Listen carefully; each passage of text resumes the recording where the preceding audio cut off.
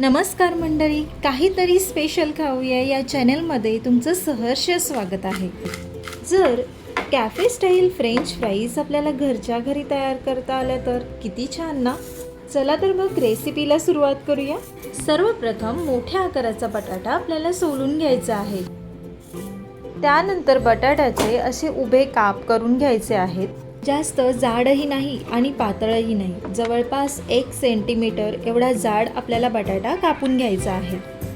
तुम्ही पाहू शकता मी अशा प्रकारे बटाटा कट करून घेतलेला आहे। त्यानंतर बटाट्याच्या कापांना 2-3 पाण्यामध्ये स्वच्छ धुवून घ्यायचं आहे, जेणेकरून जे बटाट्याचे स्टार्च असतात ते निघून जातील।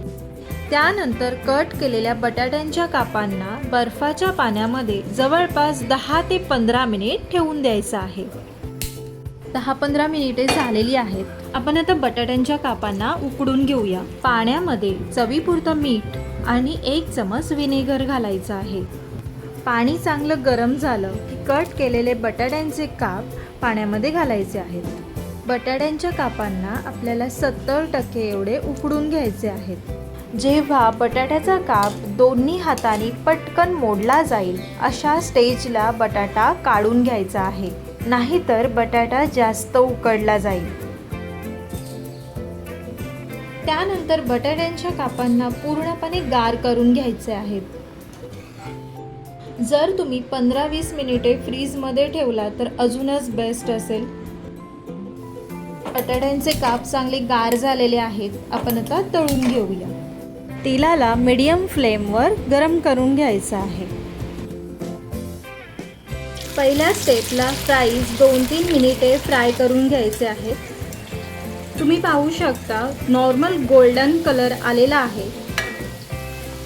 2-3 मिनिटे झालेली आहेत। आपण आता फ्राईजना डिशमध्ये काढून घेऊया। अशा प्रकारे सगळे फ्राईज तळून घेऊया। त्यानंतर दुसरी स्टेप, गॅसची फ्लेम हाय करायची आहे आणि हाय फ्लेमवर आपल्याला फ्राईज पुन्हा एकदा तळून घ्यायचे आहेत। जवळपास 1 मिनिट फ्राईजना तळून घेऊया। असं केल्याने फ्राईज कॅफेसारखेच आतून सॉफ्ट आणि वरून क्रिस्पी होतील।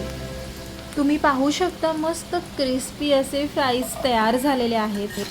असे फ्राईज खाण्यासाठी आपल्याला आता कॅफेमध्ये जायची गरज नाही आहे।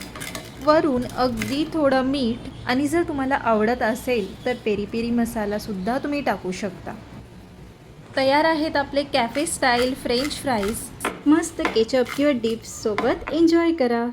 व्हिडिओ आवडला असेल तर लाईक करा, शेअर करा आणि सबस्क्राईब करायला विसरू नका।